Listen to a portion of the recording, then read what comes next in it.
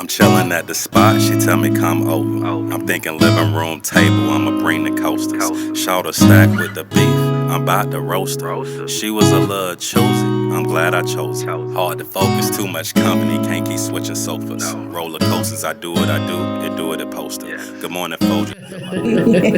Yes, all right, welcome back everybody to Grit and Grace Podcast. Thank you for being here today. Thank you for checking out all the previous episodes. Y'all been showing us a lot of love on that Juneteenth episode. And we really appreciate that. All our new followers, welcome to the family. I am your host, Madam. This is Alice. And we have a special guest today. My name is Trey. How you doing? Welcome, Trey. Welcome to the podcast. Thanks for having me. You excited? I'm a little nervous, but yeah. It's okay. When Madam told me that she was coming on the podcast, I was like, a man? No, I'm just playing. But you are our first. You're our first male on the podcast. And they got all these stereotypes about the male podcasters and stuff. But meeting you, I ain't even worried no more. You look and have the energy of an upstanding man. I feel like I ain't got to argue. I feel like it's gonna be a nice, an upstanding man. He was raised right. Yes, that's what I'm saying. It ain't too many like you now. I hope so. Yeah, this is gonna be good. I hope this hopefully I can set a good example so y'all can have other males come and do more collaborations with them. Yeah, well, you popping the cherry for the first male. Why you gotta say it like that, Madam? I didn't know what else to say at the moment. It just came out. You could have said the debut, the intro, the something. You just had to go straight for the... But listen, I just want to pay homage because, this my people, and Day one. Yes, big one, day one. So, yeah, this my folks, and I'm just excited to have you here, and I know we making Mama proud, so... I was gonna say that I'm really excited to be here too. Oh yeah. So what you got for us, Alice? So, considering that you are an upstanding man, okay, instead of some of these people we see on different male podcasts, okay, where should we start? I feel like we could have a confident conversation. I'm not concerned. Okay, you look like you got reason.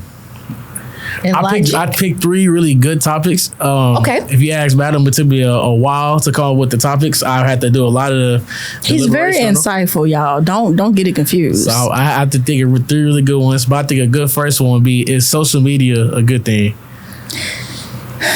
That's a ticking time bomb. I think where it is now,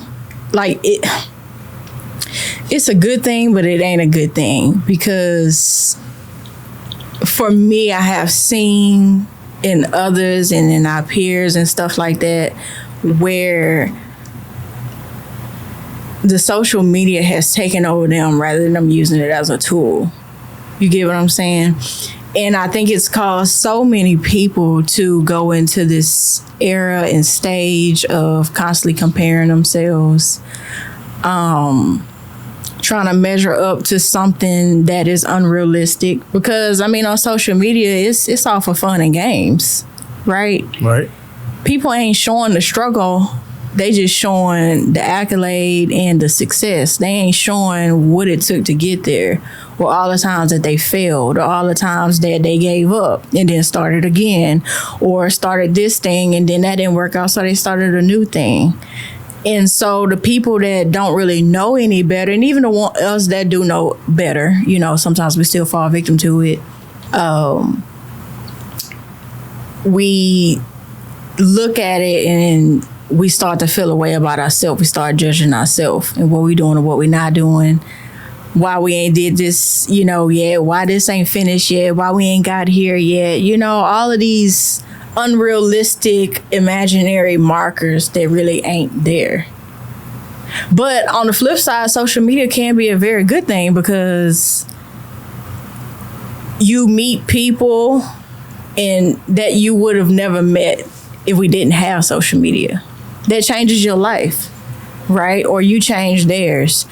We get exposed to things that's happening around the world in different areas, different countries, different cities, different states that probably would have never known unless you actually lived there or you traveled there, or, you know, somebody that came from there. You know what I'm saying? So, I mean, it helps with the exposure, I feel like, but I feel like it's doing a little more harm than it is good in the area, in the state that we in right now as a society. I agree with that.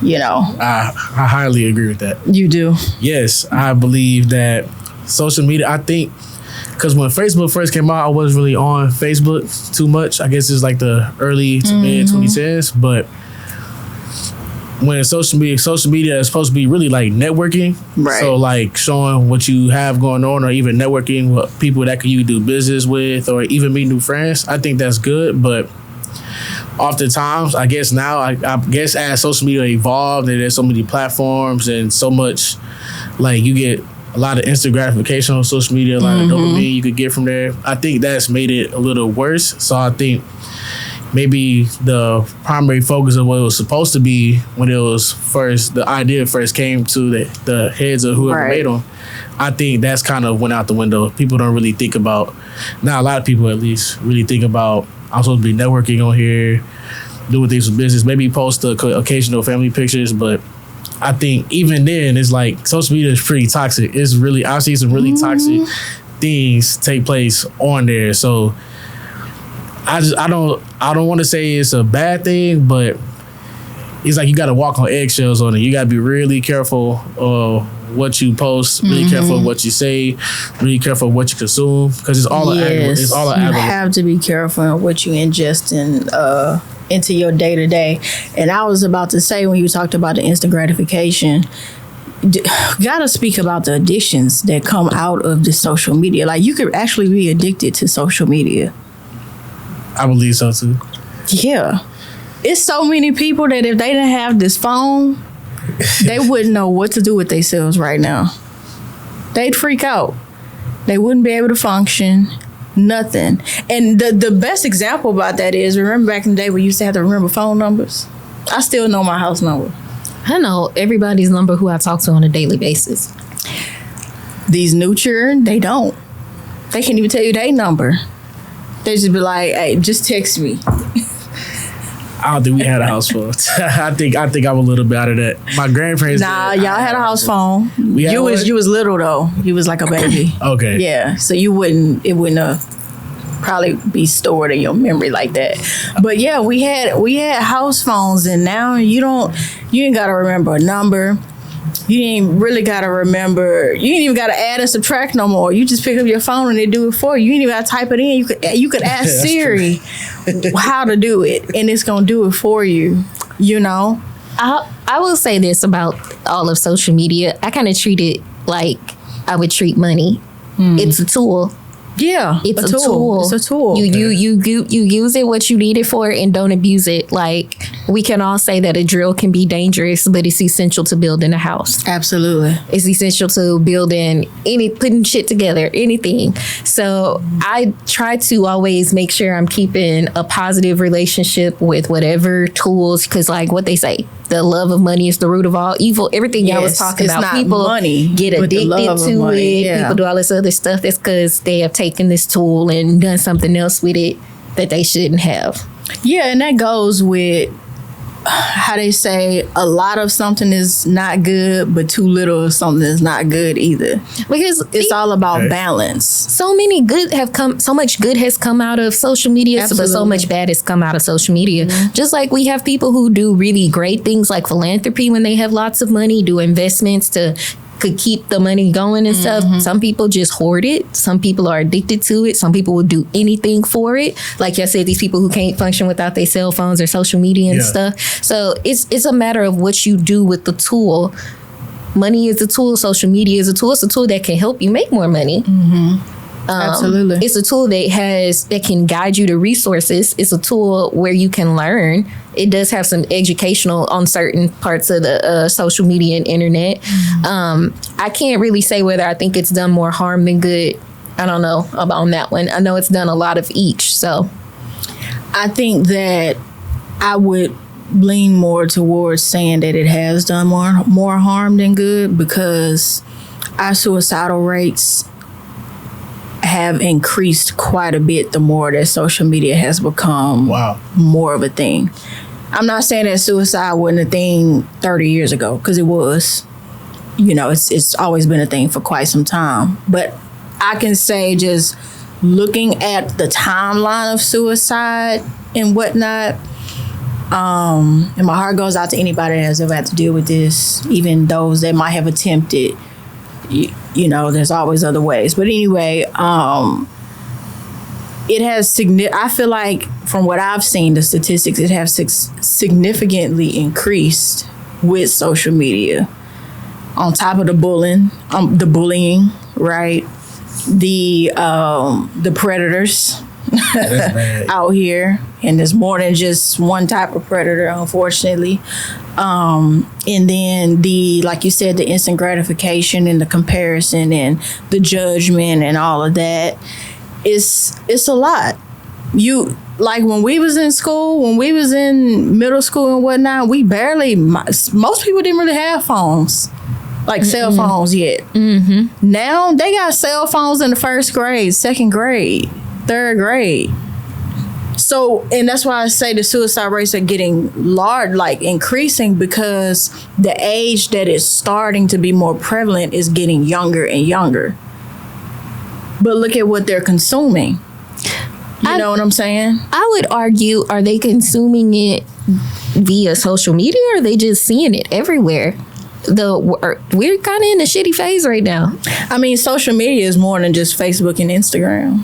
It's media, period, but media is social, so it's media, period. It don't matter if it's CNN, and like they got all types of stuff on every platform. And I think a lot of it is an algorithm. So it's like everybody's page is different. Like if we looked at all our pages right now, we'll probably see different things. Maybe some things are similar, but it's like an algorithm. So whoever they have most engagement with, whether they're liking or viewing the most, is what you end up seeing. So I guess in a way, the people individually can mold what they're seeing on these apps, because the apps are only putting in their face what they like, which probably makes it more addicting as well. Yeah.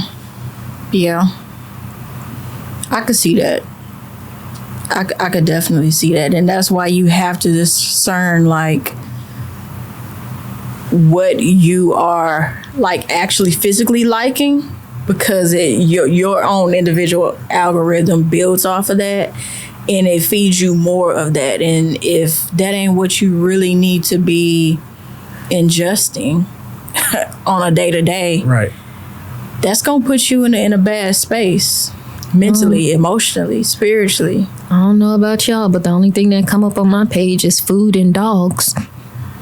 That's what you like. It is what I like.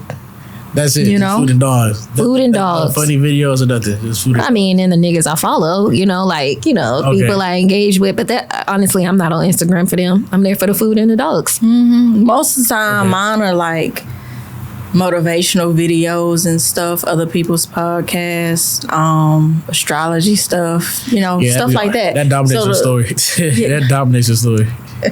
Dominates it.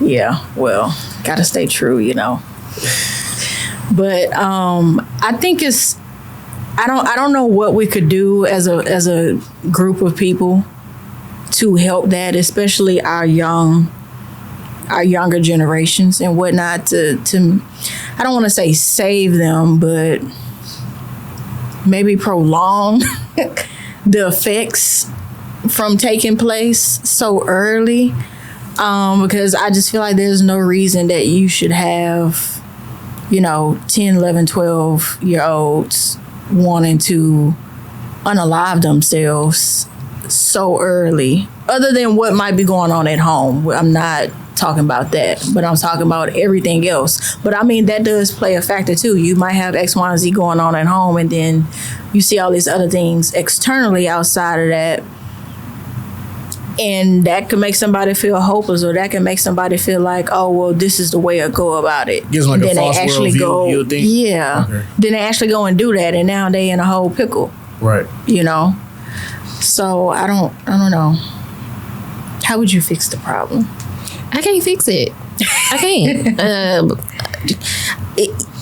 You get out of it what you put into it. If you got some mental issues are not like not saying like suicide prevention, but when we're talking about people getting addicted and things, what like your vices show up on social media too. So that I think that's one of the reasons people are getting addicted. As far as the mental health, I kind of go back and forth because even though kids may be at a higher rate or suicide rate, there's also a lot of resources. But I always just try to look at the positive of things. I still believe social media is mainly just a tool, but we have to also be honest, like propaganda and all that other kind of shit does exist everywhere.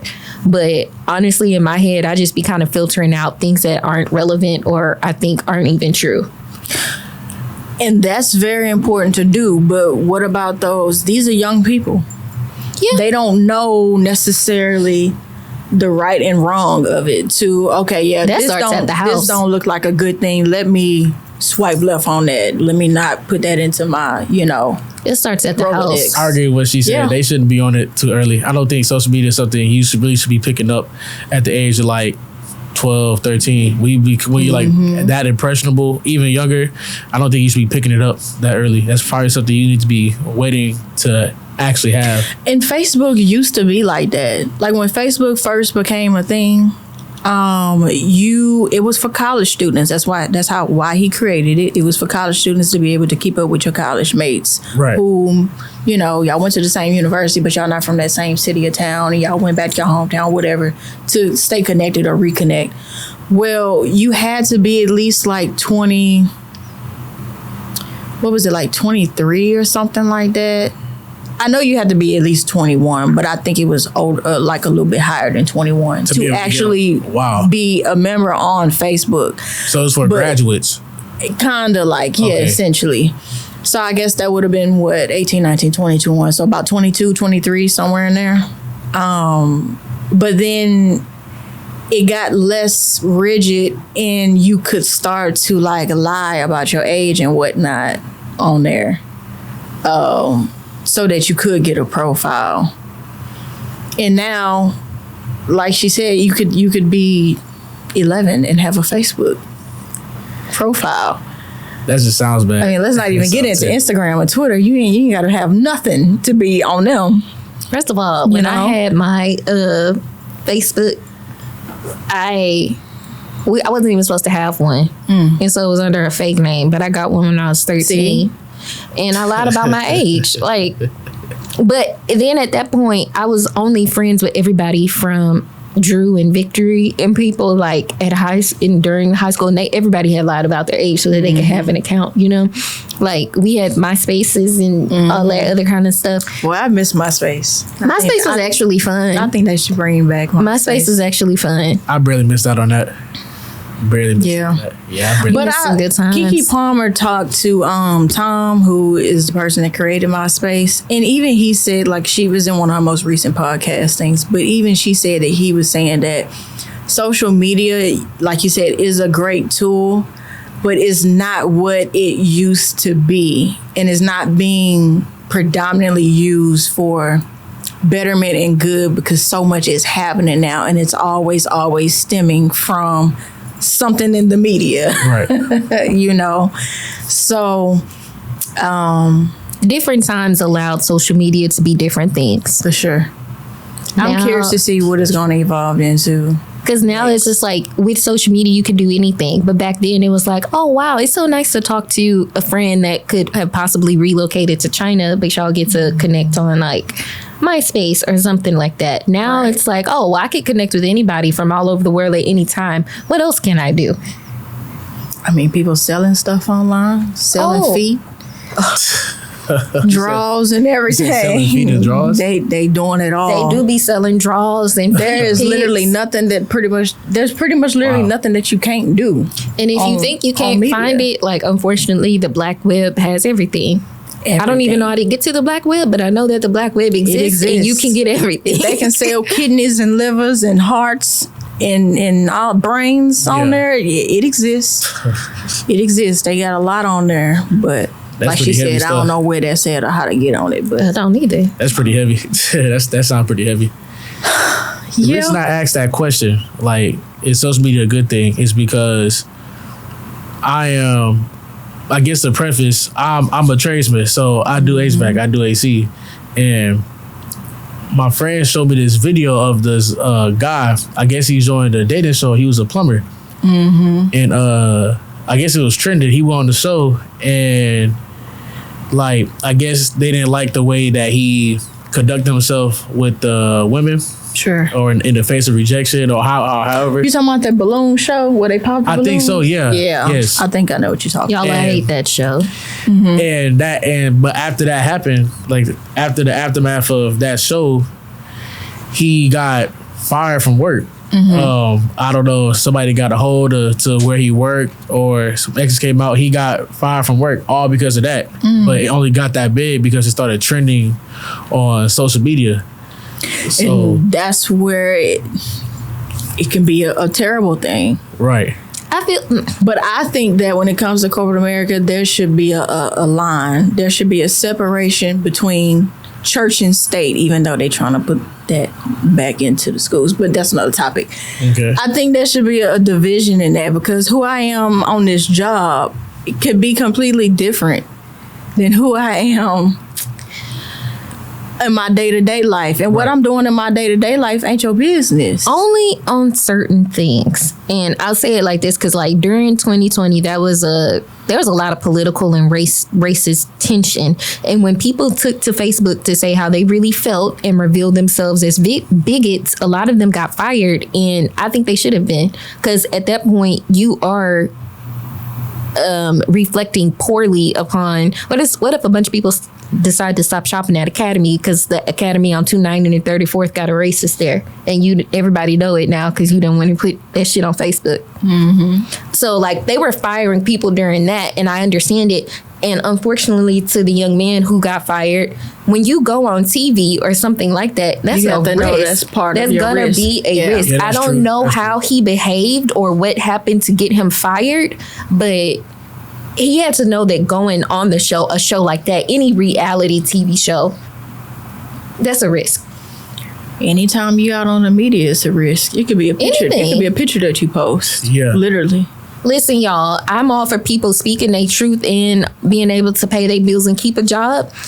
There are certain things you could do to ensure that people cannot find you online. Take those measures. And what are those?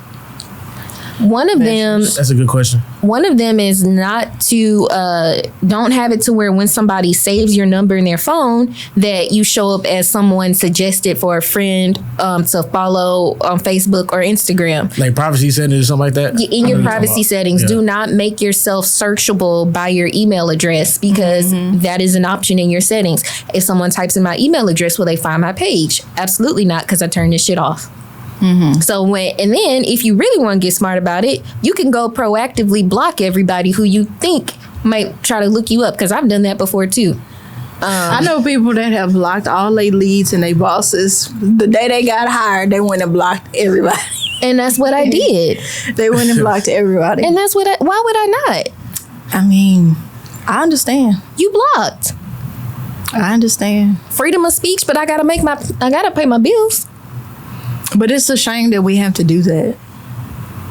It's I know what you're saying. I understand what you're saying. I get it, but also I respect it, because if my opinions that I hold are my own, that doesn't reflect my job.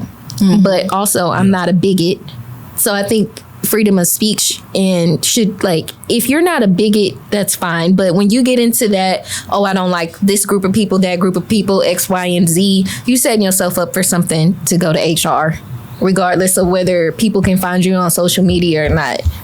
Like, let's not. People do that enough. I mean, I feel like it's a lot of, I agree. And I think that there's a lot of people out there that do feel that way.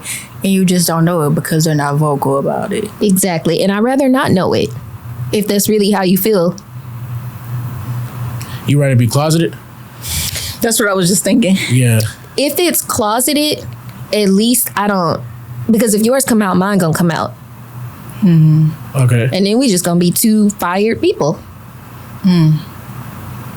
Or we could just choose to leave our external opinions out the door and take our measures to protect ourselves online and come to work without all that.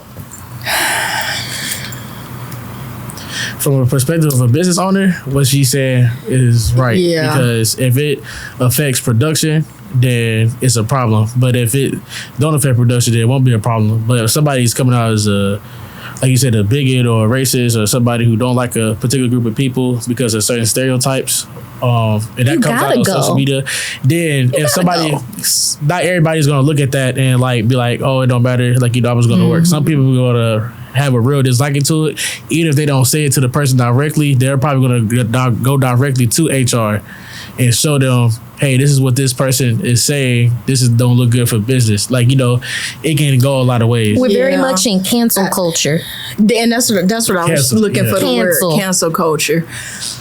And I hate that that's a thing, because it's like, listen, everybody ain't gonna agree with you. Everybody ain't gonna think the way you think.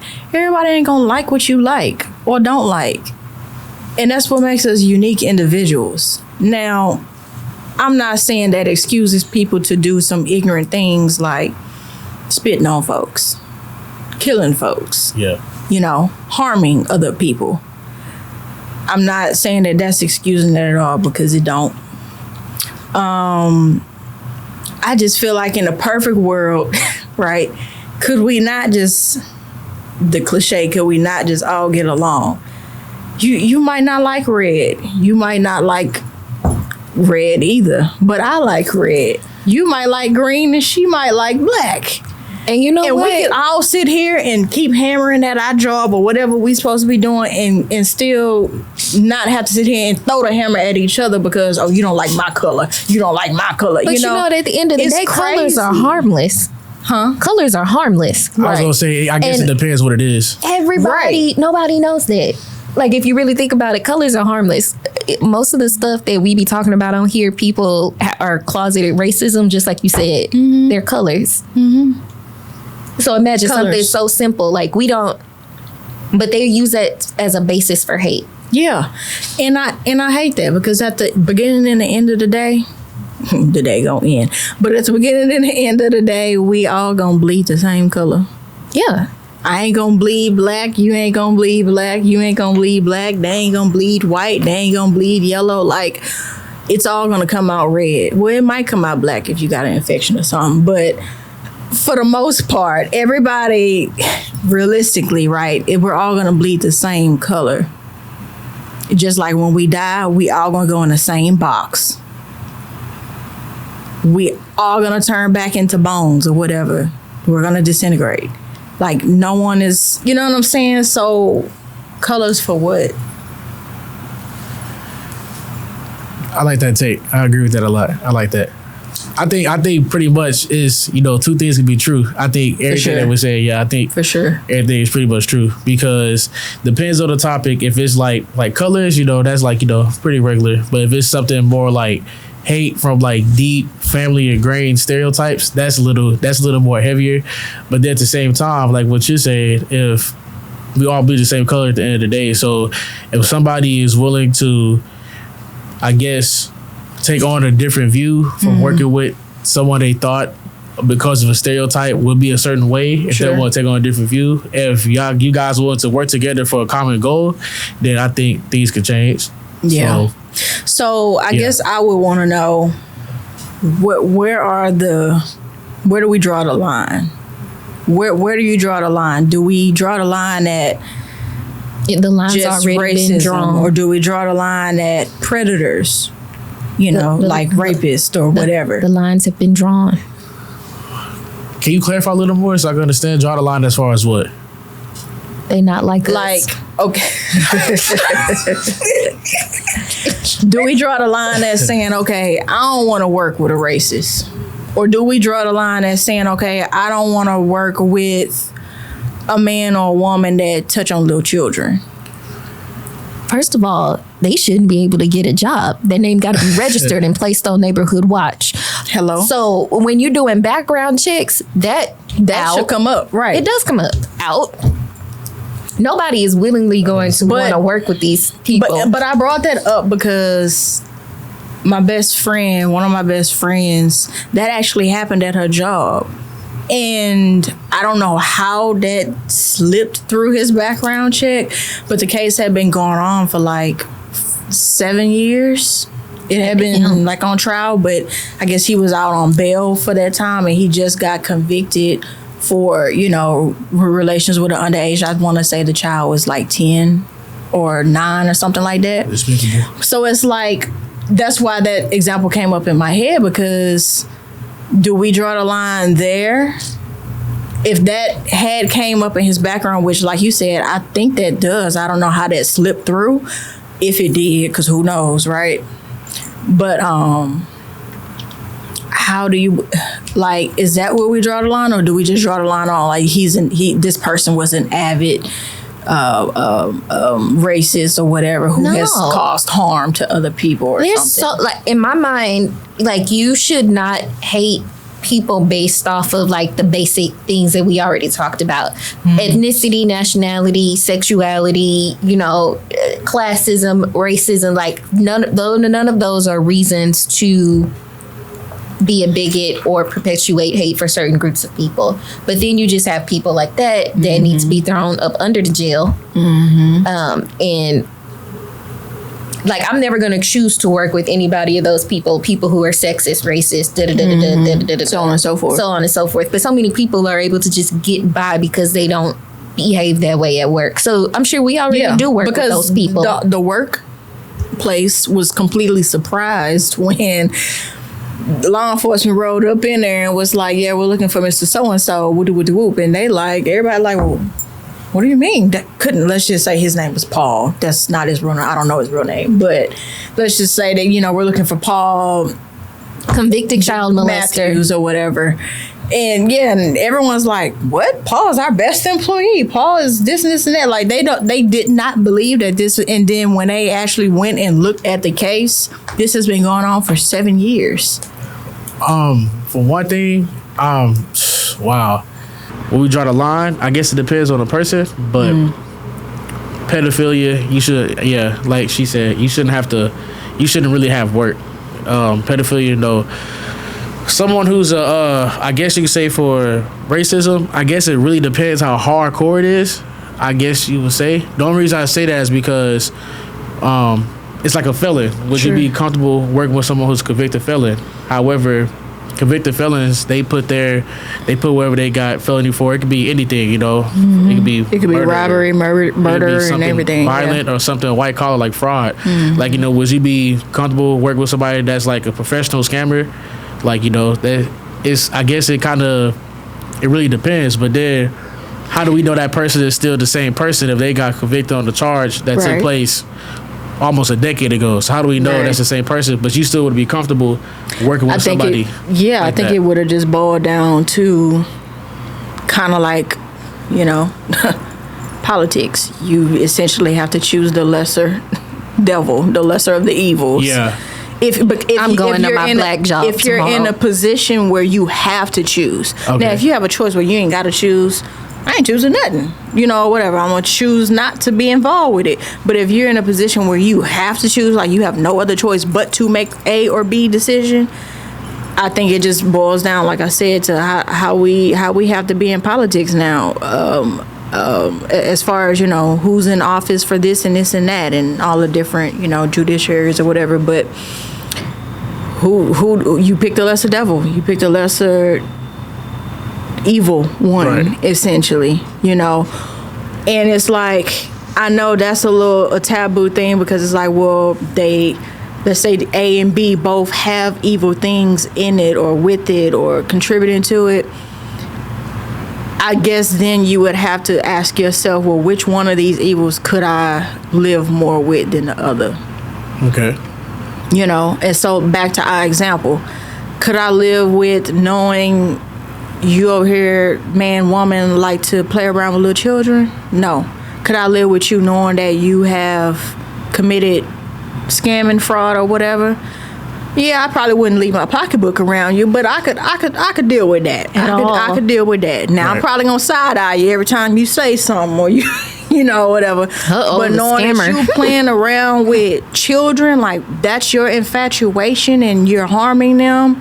You need help. You need to go under the prison. I ain't got under the prison. That's putting it lightly. I ain't say how far under the prison. It could be 6 feet up under the prison. It's gonna have to be a lot further than that. You talking to Needle? I know what you talking about. A lot further than that. No, that's capital too. punishment. That's too. Yeah, that's too easy though.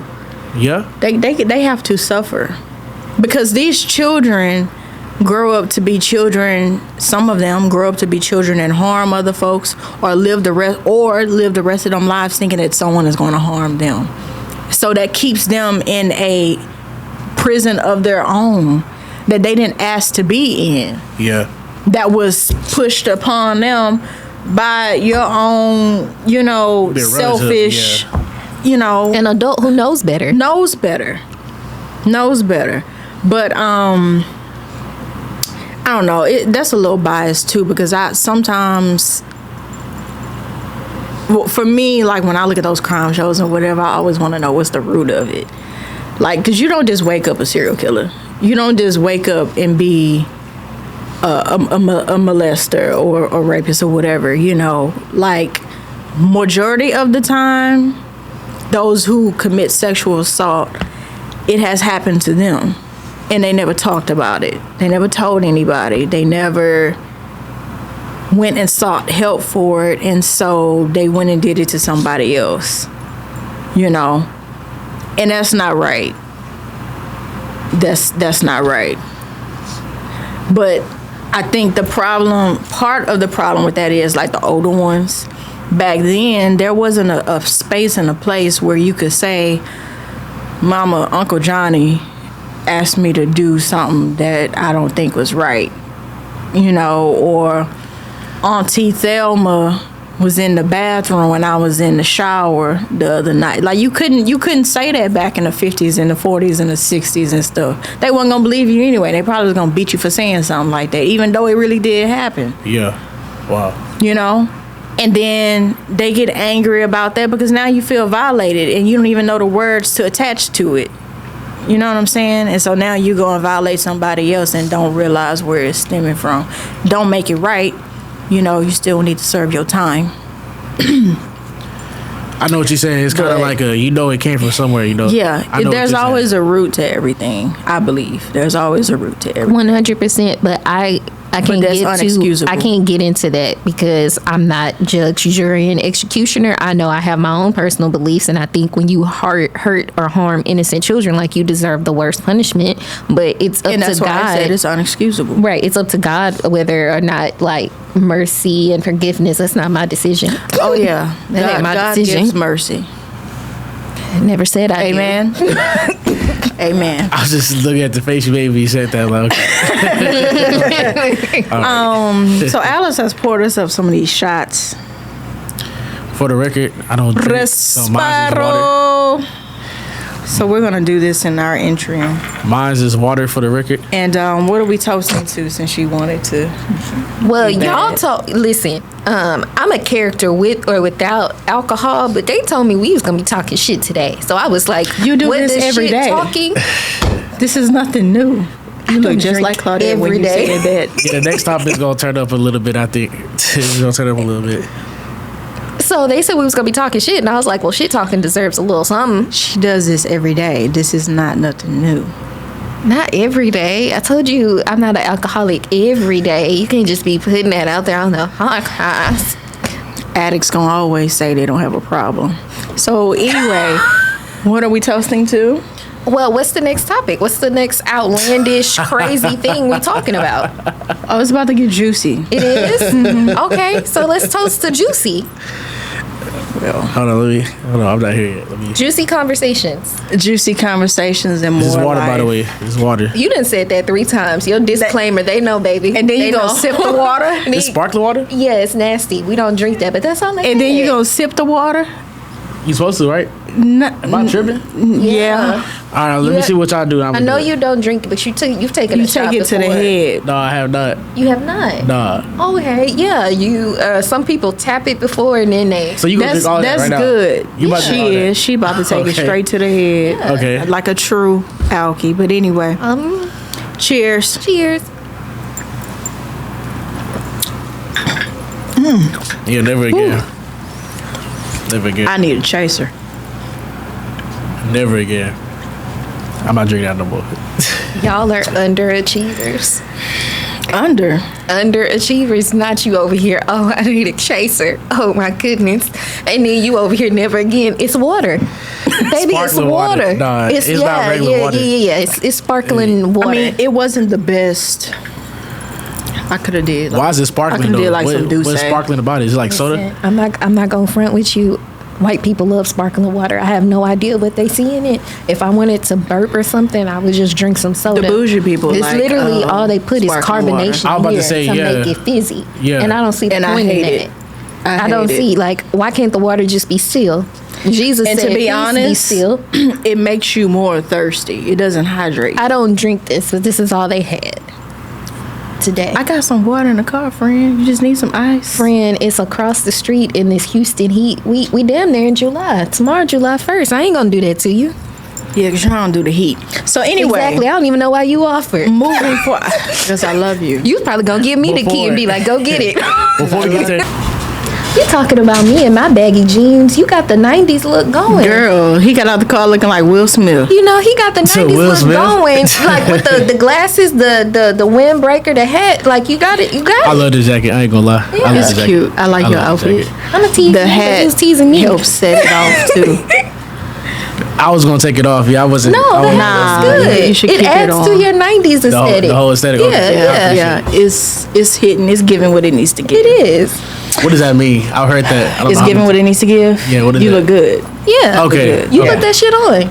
Okay. Yeah. That's what that means. I know what that means. Yeah. I know that. Oh, Oh, sorry, I'm not using the Both of Gen those. Z Don't you do that. terminology. Don't you do that. It's like less than a year between us. Don't you do that. It makes a difference. It makes a difference. Anyway, so moving forward. Are we on to the next topic? Yes, Okay. So I'm ready now because I didn't got warm. The tequila is Did it is hit you in the activated. chest? I so feel we'll it in say my favorite shoulders. one for last, and I guess we'll do this one next. The next one is what is cheating? I was gonna ask you that. You was gonna ask me that. Mm-hmm. You want me to answer? So, what would I'll you answer first. consider cheating for you?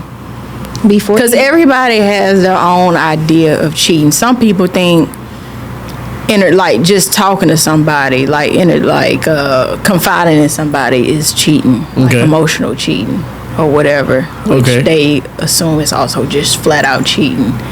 So other people is like, oh nah, if there was no physical interaction, sexual interaction or whatever, then it wasn't cheating. So what is? I'm just giving Okay. this. So what do you consider? Before you answer Go ahead. this, I just want to say that I was telling Madam what an upstanding young man you are. So don't let me down in your response. Don't put the pressure on them. I'm just fucking with you, It's- but no, it's a- don't it's let a- me down. You might get let down. You might not. Oh shit! right, what you got? What No, you I'm got? playing. What you got? I guess cheating for me is if you are cheating for me would be. This is tough because I feel like men and women are different. And that's why we want it from that's a what's man's so tough. predicament. Okay. I mean, perspective. From I guess cheating for me personally would be sexual interaction with a man or putting yourself in a position to have sexual interaction with a man in a setting. So going over if you're exclusively with somebody, if it's exclusive, like we're like dating, like We it's have like both a boyfriend, mutually girlfriend, right? agreed that we are exclusively together and right. nobody else. That's Okay. better because I don't really believe in the whole concept of boyfriend girlfriend. I don't really Okay. believe in that concept. So exclusive, yes. So let's say you guys are exclusive and the girl goes and puts herself in position with the man, even if they don't have sex. The fact that you put yourself in a setting where it's just y'all two in a very calm environment to where something could take place, I think that's cheating. Now, will I forgive that? Yes, I'll forgive that because What won't you forgive? going the distance. Okay. Going the So distance, going I all will the way. forgive. Yes, because I feel like women don't do that out of emotion. So it's like you have to. I don't think everyone. I don't want to say everybody, but I don't think most women are just doing that out of because they just feel like it. I think you have to have some kind of emotional something with the person that you're gonna lay down with or go the distance with. Why? It's a good question. Why do I feel that way? I just feel, honestly, I don't know why a woman would want to do something like that if they weren't emotionally attached or had some kind of emotion towards them. Because you could probably think somebody looks good. That don't mean you're gonna want to, open yourself to them. Some women are like that. Right. And that's why I asked that question. But I'm more curious of it from a male's perspective of why these niggas be cheating, and then they don't think that it's cheating. But if a woman does that exact same thing that they did, now it's cheating. So I'm just trying to understand the double standard Before we here. even get into this double standard, I'm gonna say this: if your woman is having an emotional affair, you might as well go ahead and wrap it, because if it's gonna sound extremely vulgar. You don't Look at the people. Let them know. Sometimes it's not about the dick she's riding. Sometimes it's about the man that's in her head and in her heart. That's what I think too. Hallelujah. And that's what you need. Like, you could be taking her out to dinner, shopping, doing everything, but she will be thinking about somebody else. Hallelujah. You have lost. And there is no coming back from that. Okay, so to piggyback off of that or to expand that, I definitely agree. I don't necessarily think that she would. I'm not saying that she would just go ahead and flat out physically cheat on you or whatever. But she's thinking about it. I'm saying that for women, most women, right, there has to be, like he said, there has to be some kind of,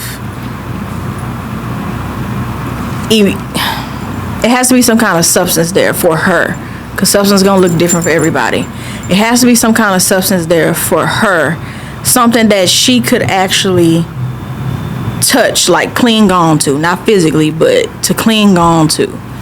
If there isn't there anything there, it don't matter how many bills you pay. It don't matter how many dinners y'all have. If there's no substance there, she has nothing to say, okay, yeah, let's build a foundation on this. To her, that means we would be building on sinking sand, which is a risk and dangerous. Why would you do that? Okay. So I agree. Most women are gonna go for the guy or the person, whatever, that they have some type of substantial, beneath the surface, in-depth bond with, versus just the physicality. Right. But there's always signs, I feel like, for women. It's like, it comes in you don't just wake up and cheat. And there used to be a saying that was like, first... Oh, like if you're already with somebody? Yeah, like first it used to be like a woman will treat you how she wants to be treated. Then she treats you how you treat her. And I would even go so far as like when men aren't... Like, your word is everything. I'm sure you can say your word, especially from a man, like a man telling his woman or whoever he's with. If you break your word to somebody, like, at that point, and especially if she already said something or if this is recurring, when she stops saying something, when she stops fussing, when she stops complaining about it, that's when you should be worried. Right. For cheating. For sure. Yeah. Because that's when you know that a woman cares. When a woman cares, she's paying attention to all of the little details. Because most women, right, not all, but most women are very detail oriented. So we're looking at all of the little details, whatever area or subject or topic that you're detail oriented in, right? But when it comes to her partner, her guy, whatever, when she, what men call nagging, that's because she cares about that little thing, and it makes a difference in her world, which at the end of the day, it's gonna make a difference in both y'all world. But when she stopped doing all that, she didn't hog it up. She done hung it up. She done shredded it up. She done burnt it up. Whatever you want to call it. It's three things. She's either mentally and emotionally detaching from you, because after that leads to the physical separation, because it has to happen. Yeah, women, most of the time, women leave before they physically leave. Exactly. Like, checked out. Like, I'm not going to ask you no more. I'm not going to tell you no more. And honestly, I kind of feel like that might be the best way. Because when you leave before you've mentally, emotionally, spiritually left, You go back. you constantly do this tickle me ammo thing that I call with that person. You keep sleeping with him. He comes spend the night. You go spend the night over by him, and y'all might go on a little date here and there. But then, I can't be with him because he this and that. But then you still going out with, like, it's almost like this limbo thing, because you're still got the claws and the fangs sucked down deep, mentally, emotionally. You still there, but it ain't a good situation, but you ain't got to the point where you're like, okay, I gotta wash my hands of this. So wherever your mind go, the body gonna follow. Not saying, because I'm not saying I don't know your past relationship history or anything, but walk us through what happens when a man or is thinking of cheating, or like, explain the thought process. We would like to know. Now I feel like I'm kind of on the spot. Let me think about it. Or whatever thoughts you have on the matter. For I don't think when a man wants or see another woman that he is attracted to, I think he would probably want to physically, he would probably want to be with that woman physically, but I don't think the man will ever see that woman the same as he sees who he thinks is his top priority. I guess the best example I can give for that, to make it make sense, is like there's a king, and the king has his queen, and then he has his concubine. He's not going to look at the concubine in as high regard as look at the queen. Why does the king need these pawns if he has a queen, is what we want to know. It's not really necessarily a need. I guess it would be more of a want. It's not like it wouldn't be a necessity, because he'd be fine without it. It's not a necessity for a sexually disciplined man. Yeah. So what that would tell me is that this individual that is claiming himself to be a king does not even understand the power of a king. Because if he did, like she said, he would have the discipline that is required to even run a kingdom. If you don't have the discipline to keep your internal house in order, you can't keep your house in order. Well, I guess just so I can understand, we're talking about, as of right now, we're talking about, is this before marriage or after marriage? It don't matter. If you gotta wait till after you get married to then be disciplined, you ain't ready to be married. Because what you're doing beforehand prefaces right what you're going to be doing afterhand. Now, maybe in that first year, few months or whatever, you might be on the straight and narrow.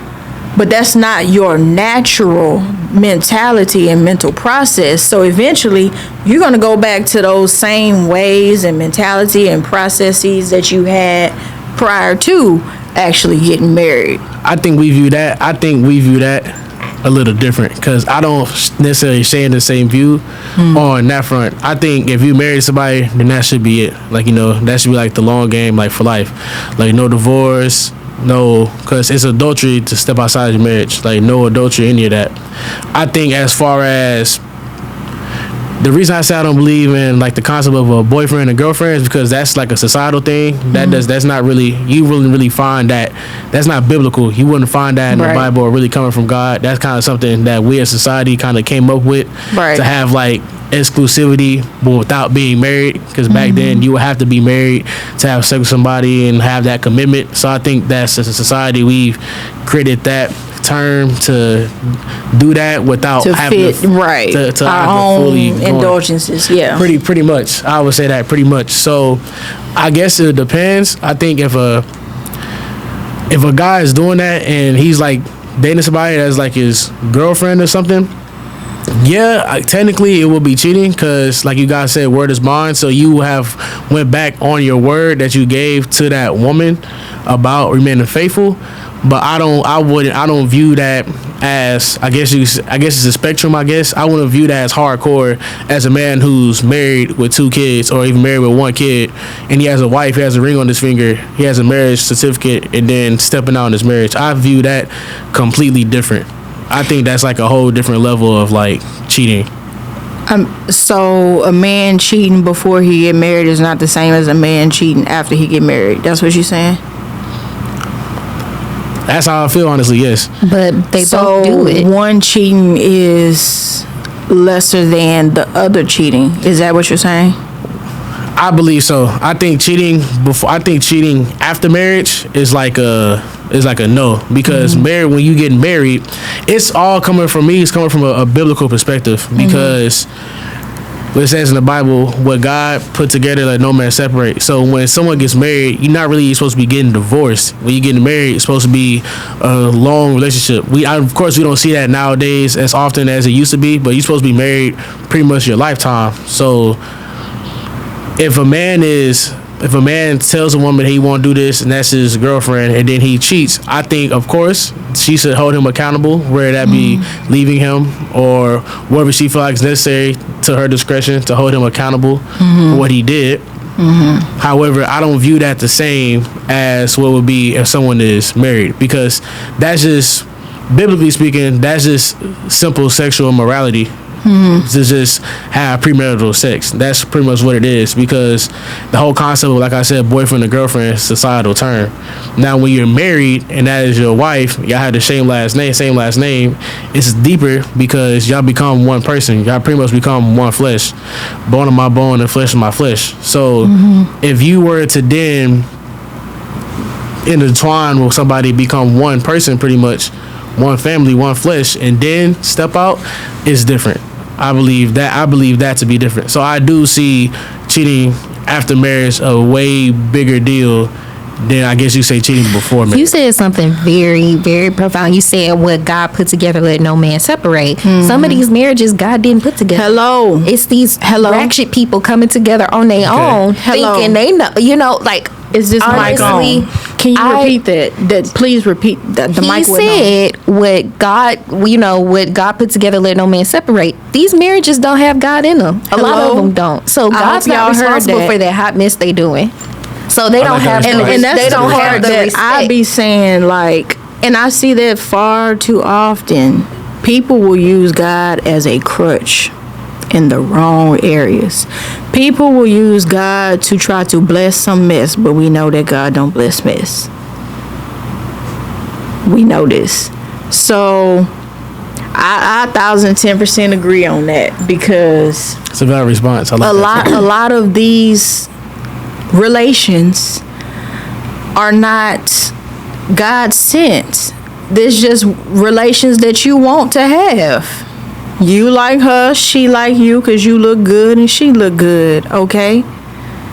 But y'all are not bringing anything substantial to each other than heartache, headache, toxicity, fighting all the time. You know what I'm saying? Y'all, there's no partnership. There's no compromise. There's no understanding. There's no discipline.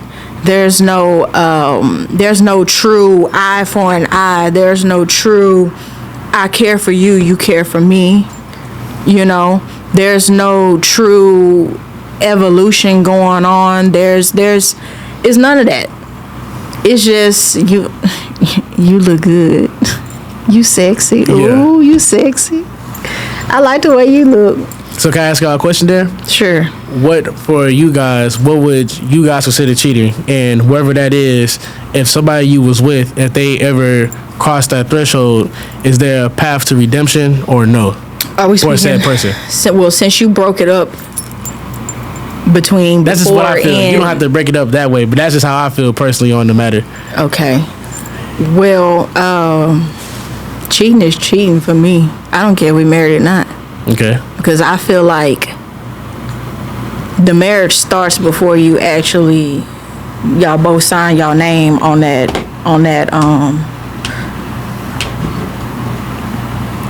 That happened last time. It's an except ant. it was a gnat. Yeah, it's an ant. I feel like the marriage long enough. happens beforehand. Before you even sign your name on that line on your Okay. marriage license. Because as I said earlier, what we're doing beforehand prefaces what could be expected afterhand. Granted, yes, there is going to be like a upgrade, a sense of an upgrade, right, after we get married.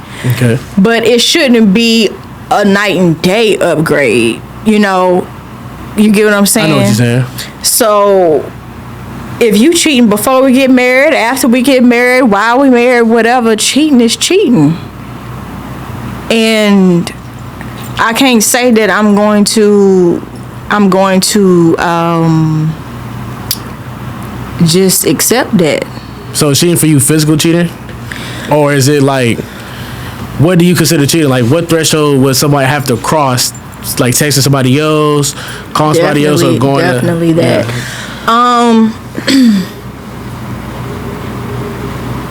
For me to leave, or What to you be would consider like cheating? Like, what threshold they have to cross to be like, okay, you're starting to cheat? definitely physical. That's definitely gonna be cheating for sure.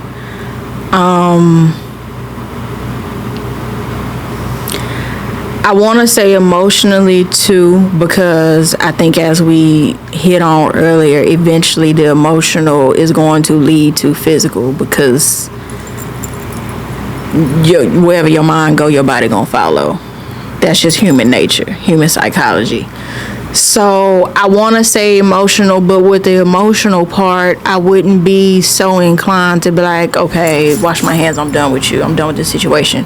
I would be more inclined to ask questions to my person, like, okay, what's going on with you, like internally? The conversations that you're having with, what's her name? Let's talk about it. But backing up even further, why is it that you feel that you can't share that, or you don't have that shared space with me? Is what I want to know, right? Okay. I want to know, why am I not creating a safe space for us here? Because that's big for me, personally. Like, that's big for me. Because I need my person as well to create a safe space for me. Because if not, I'm probably gonna be calling some girl, yeah, so you know, and he might feel a way as well, because instead of me coming to him to talk to him, I'm going to other people talking to them. But the person that I'm supposed to be talking to, that, like you said, one flesh, I'm leaving him completely out the equation and going to somebody else. I ain't even thinking about him at the first frame of mind and say, oh, let me go, such and such happened, let me call Bae and tell her. No, my first train of mind is, oh, let me call my friend, huh? Because if we're one flesh, one sound, one band. Why do we rehearse? And this is my expectation, right, with getting married. You know that line? Before we get, you don't know that movie, do you? Okay. Before we get married, this is our rehearsal. Because once we get married, it ain't gonna be black and white upgrade, but it's gonna be a slight upgrade of, when we do this performance, one band, one sound, not one movie. misstep. Drum line. Yeah, about to Drum say. line. I'm thinking about Not one misstep. Okay. And if your piece come off your horn or whatever, I got one in my pocket, babe. Don't even worry about it. Here you go. Throw that back on real quick. Let's get back to it. But if I can't do that, if he can't do that, we got a problem. We got holes and gaps in our bubble. And when you got holes and gaps, that's when all the other people, all the other stuff, the enemy, as we say in the church, right? Okay. Slide in the gaps. Not in the threaded part. Don't nothing slide in the threaded part, because how I get in there? It's the gaps. It's the holes where stuff gets slid into. So emotionally, I can't say that I would leave right off of that. I would ask questions to try to fill in that gap as quickly as possible. Okay. Now, physically, I'm still gonna ask questions, but I can't guarantee that I'm gonna stay. So you're saying it's not an automatic disqualification, but it's a tough path to get back. The reason why I can't say is because I'm not in that position. Okay. So I don't want to give a definitive answer per se, because you never know what the fuck you gonna do until you get in that position. Now, fair point. One part of me is saying, hell no. You cheat one time. Right. That's it. You can forget that I ever exist. Matter of fact, you probably don't want to forget that you exist because I'm gonna turn you every which way but loose. However, the other part of me is like, okay, in my age now, right? Okay, was this purely just a selfish physical thing, like you just wanted to slide up on somebody else because you just wanted to slide up on somebody else? Or is this because you're not getting what you need at home? And I'm not talking physically getting what you need at home, but am I not showing up for you? Is things becoming too stressful at home and you're just not talking about it? At that point, that ain't on me. Again, that's more so on you, because you're not communicating to me like, hey, I'm carrying a lot of weight, babe. I'm at a 20. I need you to pull this 80 for me for a day or two. If you're not telling me that, how can I show up? So if you're not telling me that, I can't show up, and you're just off the bat going and sliding and laying up with somebody else. Turn you every which way but loose. I understand that. What about for you? I guess, do you remember the questions I asked? Restate them for me. Okay. So my first question Sorry, I was long-winded, huh? No, it's okay. So my first question was, to you, what is cheating?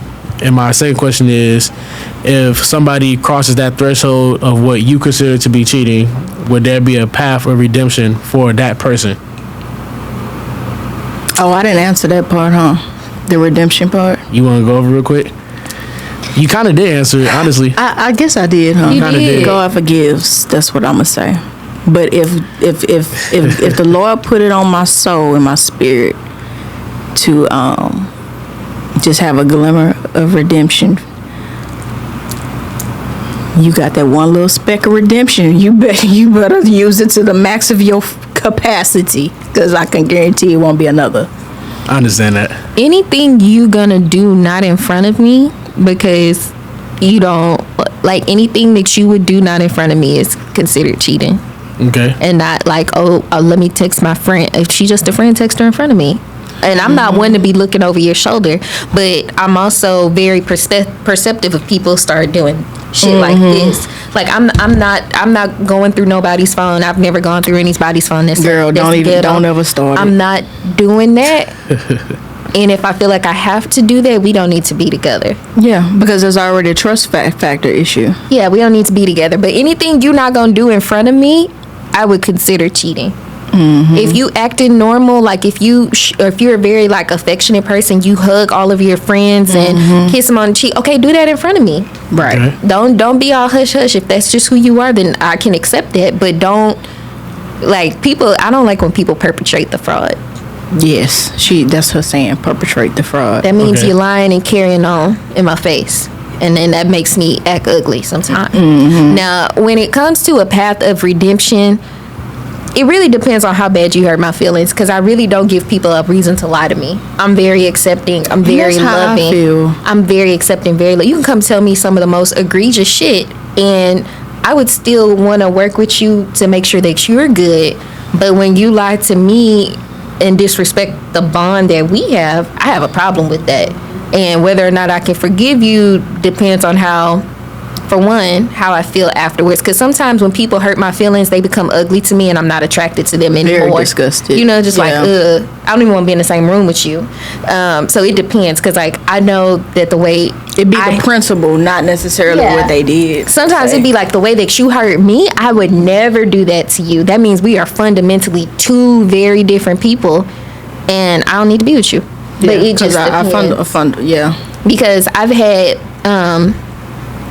my food was stolen by a loved one, not a relationship, but I thought I would probably fight over that. You know, like it was some good leftovers, you know, like something like that. Okay. Blessed Lord. I'm gonna be upset, but I can move past it. Okay. Ate my wings, my leftover mac and cheese. It's fine. you lying about who you are, what you do, what you believe in, all this other stuff, if you lying about who you fundamentally are, because some people do that. And I'm not gonna make it based on a certain gender or anything, but certain people will portray themselves to earn a loving person's like heart and trust, because especially for you and I, when we love somebody, it's nothing we won't do for them. Yeah. Right? Like we all in, we'll go to the end. We could be in a bad spot. If you call me, tell me you need me, I'm gonna come. So it benefits them to have someone like us in their life, but they lie about who they are to get the love, to get the trust that we are so willingly provide to people who we care about. Okay. And so like it's levels to this, right? Certain things can honestly be mistakes, but then certain things are choices. Okay. Certain things are choices. I think cheating is a choice. Mm-hmm. Okay. I don't think like that. Absolutely, because you can't tell me that you just didn't fell into in some, it. yeah. You didn't trip and fall. Yeah. You had like you were saying earlier, you have to put yourself in that environment first. That's true. So why would you put yourself in that environment? Out of respect for me, you didn't. Like you wouldn't, out of respect for me. And I wouldn't do this. I wouldn't do that either. Absolutely. Because like we're all human. Like just because you get married to someone doesn't mean you're not going to experience attraction to other people, but you need to be strong enough, and you're strong and disciplined enough yourself. For one, okay, I'm not going to be in environments where I'm going to be alone with this person out of respect for my marriage, for my boyfriend, whoever. Because I think like from the line we were talking about, why do we rehearse? Right. I can agree with you where you say like marriage is, the cheating can be more egregious, because you know we should have a more solid foundation with us being married than us being girlfriend and boyfriend. But if you was a cheating asshole and we boyfriend and girlfriend, you're gonna be a cheating asshole when we get married. Facts. And that's why I said, why do we rehearse in this rehearsal? This is the preface. It's from Drumline. This is the preface. You know, like if this is what you're doing ahead of time, and you decide one fine Friday you want to drop down to one knee or whatever, I'm really inclined to say no, because look at everything you done put me through thus far. Look at the type of man you have shown me that you are. I can't trust you. And then there's because once I get married to you, I'm 100,000% trusting you with my spirit man. You're 1,100% trusting me with your spirit man. So you can trust me with yourself, your entire essence and being, but I can't trust you with mine. Because if you'll go out here and cheat, you'll lie, cheat, steal, kill on me. At that point, I cannot put anything past you. And that's cool. But am I going to put myself in a position where I'm, like you said, once you get married, typically we threaded for life. I'm not going to put myself in that predicament, in that situation, in position. So where I feel like I always got to be checking behind you, like she said. You know, there's a trust disconnect there. It will be a trust disconnect there for me. Granted, yeah, I might have gave you for cheating. Cool, but I never forget it. So every time you tell me something, I'm gonna be like, you sure? Or you say you tell me you going to the grocery store and you going to go get a 6-pack of beer. Okay, what else you got? I know you got something else. Like I don't want to say I would automatically assume, but I would be a little more inclined to think like, are you really telling me the truth? Yeah. And I think if you've truly forgiven somebody, like they have to put in the work to regain your trust. Absolutely. So like psychologically, it takes 2 years. It takes 2 years for somebody. Let's say you did me so down and dirty. I forgave you. Mm-hmm. It takes 2 years of you being exemplary for that memory and that trauma to heal itself before I actually trust you again. Like really trust you again. These take time. That's crazy. Yeah. That's human beings. So biologically, that is human beings. And like there's this saying that says if a woman, every time a woman forgives a man, he loves her more. Yeah. But she loves him less. Yeah. I can attest to that because you love them less. You're like, I'll forgive him. I guess it's easier, you know. Because you have to lose a piece of yourself to forgive that man. Yeah. Because one thing about it, when you with somebody and committed, you're giving your all. And so for that man or that woman to go and do something like that, that takes a piece of you. And if you forgive them, that piece is gone in this relationship now. It's not gone, but it's not easily recovered. Like, trust is something that's so fragile.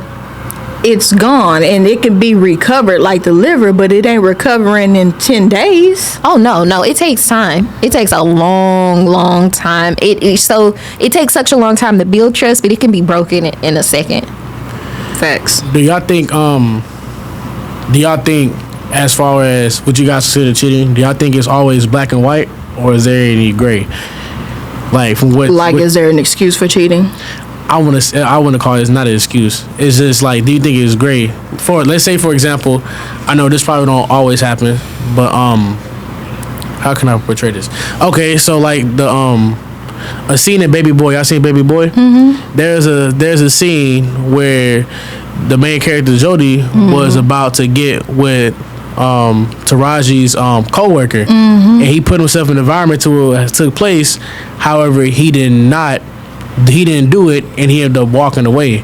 So I guess, would you guys, for what you guys consider to be cheating, if you guys were with someone and they came to talk to you, I put myself in this position, but I didn't go through with it.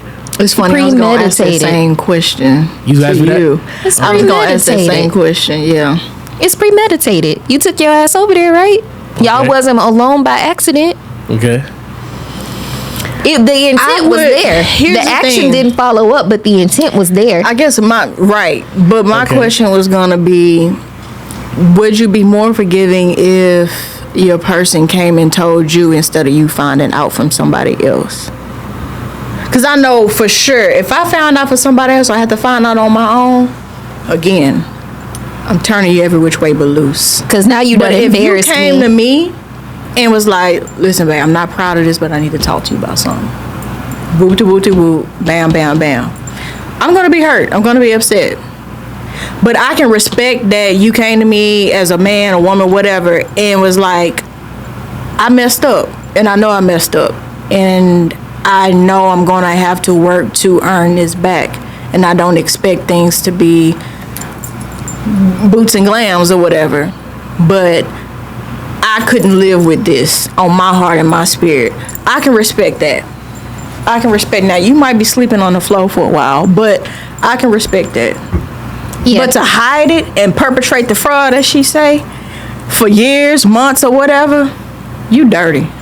I should. You dirty. That's not a mistake. You're choosing. You don't care about me enough to at least keep it player with me.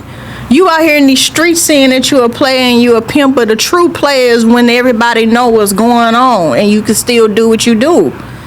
So if you couldn't keep it G with me and let me know, like, hey,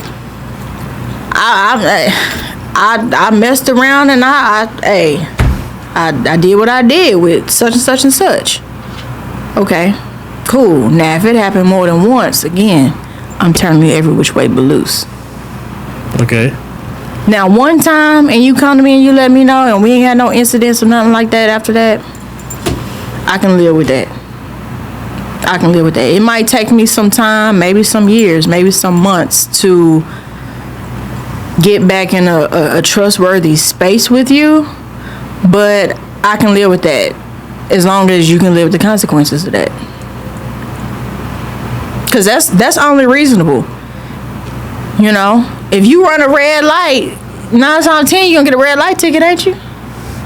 And you're going to have to pay it. I want to say 9 times out of 10. I find myself doing that a little often, but oh my gosh, if you get caught, yeah, you get caught. If the police is sitting right here on the corner and you run that red light, and 9 times 10, he looking and he gonna whoop, and you gonna get a red light ticket. It's a great chance you're going to have to pay it. That's your consequence, right? But that don't mean you can't drive no more. You get what I'm saying? Okay. So, but after that, you like, okay, I ain't running no more red lights because that ticket was $700 something. I ain't about to be paying no another $700 something just for a ticket. Yeah. You know? Okay, cool, got it. Principle wise, same thing. You come to me and you let me know, like, hey, you know, woo blah blah blah. Okay. Like I said, I'm gonna be upset for a little minute. And as long as you understand that you're going to have to live out these consequences, we good. I respect that answer. I like that answer a lot. I think yours is a little different though. What you were saying. You were saying it was like that was pretty much it. What? When I said like, I guess for my question, why I said that if someone were to, I guess not cross that boundary all the way, but still like put them in a position, you said you would hold them accountable for choosing to premeditate what you were saying. I went to this girl's house to fuck, but at the last minute, I had a conscious choice not to. What? You went over there. That sound crazy. But I would want to know why. Because something in him stopped him from saying, this ain't what I want to do. This ain't what I want to be. But what in you took you there is That's what I want to know. Figure out. I'm commendable that you left. Good job, sweetie. But what took you there? I want to answer this. I guess this would be a little preface into the last topic, but I guess you could say it's like it's a certain duality there. It's like from a, I'm trying to think the best I can help y'all at least know what I'm talking about. Y'all might not agree, but from a guy's perspective, if he sees somebody that he's like crazy attracted to, but they're not this person to him, he might put himself in position. And I think I empathize a lot if they were to put themselves in that position and then choose not to do it. I personally think that shows like an incredible amount of self-control, knowing guys, especially if this person that you was going to get with was somebody you really thought you wanted, but you wasn't willing to risk a good thing for that. I actually think that's a big amount of self-control. Now, I guess it would be easier. That's not easy to do. It would be easier to not entertain such person in the first place. That would probably be easier by far. But you make it harder for yourself, put yourself in a position for something to take place. But if you're in that position and don't do it, I think that shows a guy's self-control more than anything. I think a guy really cares for you if you do something like that, because most guys I know personally would not do that. Would not do that at all. I get what you're saying, but then also on the double standard thing, if a girl put herself in a position to go get dinner because she has the option to from different guys each day of the week, let's say, oh well baby, I went to dinner but I didn't fuck him. He ain't gonna like that. He ain't gonna like that. He gonna be mad that you even He gonna be mad that you even went. We gotta talk about this, the double standards. We have to get into that. I don't think guys and girls look at it the same thing. I'm not talking about cheating, but like in particular like that, like something as simple as going to dinner with somebody else, I don't think they look at it the same, or I don't think they react to it the same. I think if a woman is like going to dinner with somebody else when she's supposed to be exclusively for you, I think that shows kind of what you were saying earlier, that she's probably already kind of gone. But you was still in when Jody went to old girl house. Mm-hmm. He willingly went there. Yeah, I'm willingly gonna go to dinner. True. That's true. You willingly did something. I guess I could say, even in the movie, that point kind of set like a changing point in him as a character for growth. For guys, if a girl does that, it's kind of like, okay, you must really like this guy because you wouldn't just go on dinner with anybody. For a guy, it's kind of like, she cool, but she not really nothing to really worry about. I guess it's kind of two different mindsets going to it. Oh, I just gave her some dick. I didn't give her my heart. That's exclusively for you. But it's just like, excuse me? Yeah. Excuse me? It's hard to explain. That's we're gonna have to get into that in this next episode. But listen, I don't know, child. I don't know. I'm glad we talked about this, by the way. It's a good topic. I just think that cheating is it is. I think that cheating ain't the only reason for me to leave somebody. It's not. For sure. Lying is a big reason for me to leave somebody too. I have left somebody for that. You talking about just like regular like white lies or like a pathological lie? I had an ex. You're not talking about demons, don't you? No. Oh. Please tell it. Remote control. Please tell it. Yes. And you These better names are tell the funny. story right so I don't have to jump in. These names are hilarious.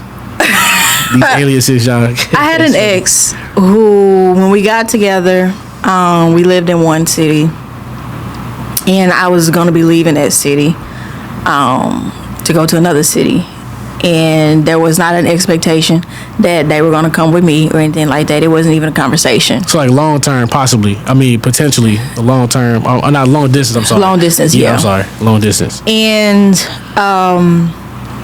they were like into music production and stuff like that. Just quick little background. Cool. What kind of music? Mainly R&B and rap. Okay. Yeah. And so they were also into the food industry or whatever, where they did some work with their family members in restaurants and stuff like that.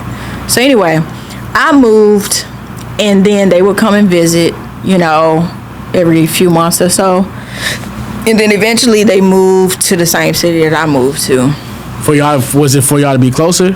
Was that the reason? I never did ask. Okay. Actually, I lied. I did ask because I specifically told them, if you're moving here for the relationship, then don't do it, because it has to be a decision that you want to make just because you want to make it for you, not for me or this relationship, because at any point in time you can decide you don't want to be me no more, or vice versa. Right. And then it's gonna be like, well, I moved here for what? So anyway, I said all that to say there was a set amount of money that was said to be set aside or whatever. So once they moved to the new city that I was in or whatever, it's like, okay, well, we should, get a place, blah, blah, blah, woo. So y'all together Okay, for a cool. while, I presume, because this sounds pretty At that point, like deep. At that point, kinda. Okay. And so fast forward, I wanted to get a house, which meant that, all this other stuff had to be Trump tight. Your credit, bank accounts, all that type of stuff had to be Trump tight when you want to get a house. And so their credit wasn't that good. And I'm like, okay, well, the money that you said you had saved up, I think it was like $1,500 and some change. Okay. Cool. Use that to pay down these two high affecting debts or whatever, so that they can be wiped off your credit, and Was it it'll make your 1,500 credit or go up. 15,000? 1,500. Okay. That's how minor this was. This is why it really pisses me off. Okay. I was making sure I understand. So no, you heard me right. So anyway, long story short, it was like, oh well, the money at my cousin's house, because their cousin also lived in the city that I had moved to. Okay. I'm like, okay, so just go over there and get it, deposit the money, and pay these people. Like, why do I have to tell you that, right? So it was always an excuse behind this money. Like for a whole year, it was always an excuse behind this money. So eventually, Wow. I kind of like let it go, because every time I would ask about it or bring it up, it became very hostile. They got very hostile. I was like, why you asking about this money? Like all types of stuff. So they did a horrible thing and told me that they had spent the money on an engagement ring or whatever, and that I had ruined my proposal surprise. So of course, immediately I felt terrible, because I'm like, oh wow. And they had their family into the lie and everything to cover up. So that was always a them. lie. For Yeah, it was all a lie. $1,500, he Yeah, got family $1,500. members lying. $1,500. And so when I found out that it was a lie, like for sure, this whole year I kept feeling like this dude is lying. Like this nigga is lying. I wonder how you found out. And well, I'm a PI, baby, So Okay. anyway, I remember sitting on the sofa, and I asked them again one last time about this money. Well, I was hot. So when I get hot, I get real quiet. Then got all hostile, wanted to tell me something. The next thing you know, one thing led to another. And after that, it was it. It was it. Turn them every which way but loose. Because why you sitting in my face lying? I could understand if it was 50 grand or something like that. First of all, it's $1,500. Second of all, you ain't got a lot to kick it with me, baby. Like, I got my own $1,500, so that don't make me no difference. No, give a damn. You know what I'm saying? Yeah. So like, that was nothing to lie to me about, especially when we're trying to do something for us. So it was like very weird behavior, but that I couldn't do it because you took a whole year. You got other people involved. You kept projecting onto me about entertaining other people. For instance, they got upset that someone commented on one of my posts about being a daddyless daughter or whatever, and the guy was just saying like, oh, you know, it's okay, it's his loss. You know, my biological father, it's his loss. Right. You're still beautiful inside out. Well, homeboy at the time was like that I was supposed to check him for saying that. Check him about what? What in that statement was inappropriate? I'm confused. Kind of like an insecurity. Real bad. And so that kept happening on top of this whole money thing, on top of the lying, the frivolous spending and lying about that too. And I'm just like, you know what? I can't, and I won't. I'm not. And I'm done. You skipped over the most exciting part about this story, That and I was need you exciting, to huh? rewind and tell it before I Are you tell talking about it. what happened when you got hot? When you got upset? Yes. What is it? It wasn't physical, was it? Yes. Oh Lord. You better tell this story like you told it to me. I kind of feel like you should have before told me this I happened. I kind of feel like you should have told me this was going on. I had no idea.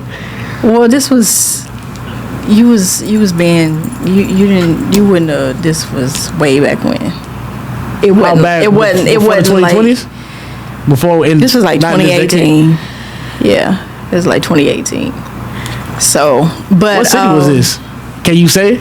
I'm not gonna say just for privacy. Or I'm a whatever, little sad I didn't know but about this. Yeah, I mean, Y'all I dealt with funny man. I had no idea. I dealt with a lot out of that situation, and that's really the tip of the iceberg, unfortunately, on that situation.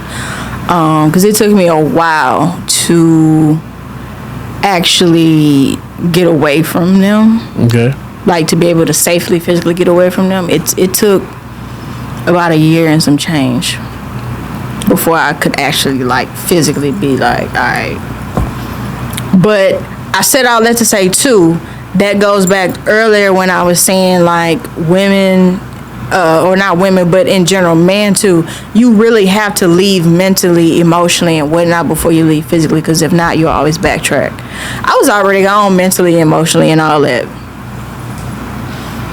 I was already gone. So when it was time for me to physically, like, I was on it.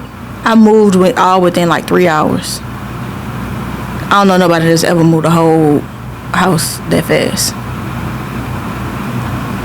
I was serious. I was about my business. Movies. You must have a lot of them too. No, it was 4 of us. I was about my business. I was ready to go. I was like, I'm on a time crunch. And I really was, for my own safety. Like, I really was on a time crunch. I couldn't stay all day trying to move, you know, or whatever. But yeah, you just burning. I feel you burning a hole in the side of my head. Go ahead and say what you want to say so we can wrap I this get up. that feeling from you too sometimes. I ain't gonna lie. While I was talking, I get that feeling too. What you want to say, Alice? You're not gonna tell the people what you did. I mean, you deserved it. You're not gonna tell them. I might as well hear. I kind of don't want to hear if you were harmed. It's funny. No, she wasn't harmed. Okay, then I'm open to hear it. That ain't my business. I mean, we could fix it in post, but it's up to you. Anyway, we're gonna go ahead and wrap this up. You can tell him about this afterwards. Off camera. Yeah. Perfect. We're gonna wrap this up real quick. Anyway, so we thank y'all for being here today. We thank you for joining us today, This is Trey. It has been lovely. It's interesting to hear the different perspectives, you know, between woman to woman and man to woman and whatnot. We want to know what y'all think as well. You know, how far is too far when it comes to cheating? What do you consider cheating? What do you not consider cheating? Is it just the physical? Is it the emotional? Is it the financial? Like, what's what? Because that's another part we didn't hit on, financial. Maybe we'll talk about that in another episode. Financial cheating? Yeah. I had to hear about that. You had to put me on. Yeah, we might have to put you on that one. But so yeah, we want to hear from you, hear your thoughts, your comments, and so on and so forth. This has been a good one. I'm happy y'all are here. I didn't get to my favorite one yet. It's not my favorite. We didn't get to my favorite one yet. What's your favorite? Next episode. Okay. All right. I'm here for it. Make sure y'all like and subscribe. Support the channel. Support the podcast. We appreciate everybody that has done so thus far. Everybody that reshares all the reels and stuff like that with us on Instagram, Facebook, YouTube, all of that good stuff. Make sure you're sharing with your folks. We're trying to reach the masses. It's Grit and Grace podcast where we have raw and soulful conversations. But what? Hold the salmonella. All right, we hold the salmonella over here, Trey. Okay. Yeah. That means no sickness, no bullshit. No sickness, no. Yeah. There you go. Bullshit. We're gonna see y'all next time. We appreciate you. We out. Oh, look at that. Perfect timing. Play up my food if I'm in the groceries. Girl, let's go outside. Vegan love and open space. Say.